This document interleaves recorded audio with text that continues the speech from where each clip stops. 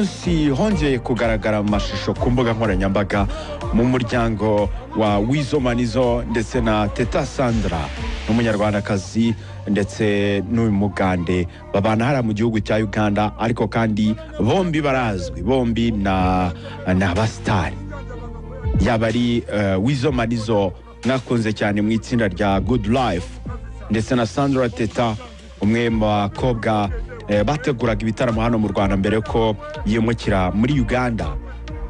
Hari amashusho rero yashyizwe hanze n'igitangazamakuru cya Galaxy cyo muri Uganda bagaragaza kutumvikana gushyamirana hagati ya Weasel ndetse n'umugore we Sandra Teta.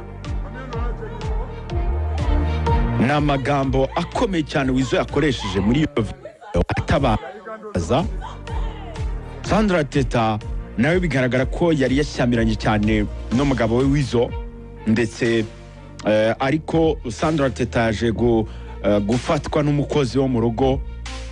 Muri aya mashusho kandi hagaragaramo undi mugore waje kuza abegera ahosha iyo ntambara mu bushyamirane bukomeye cyane.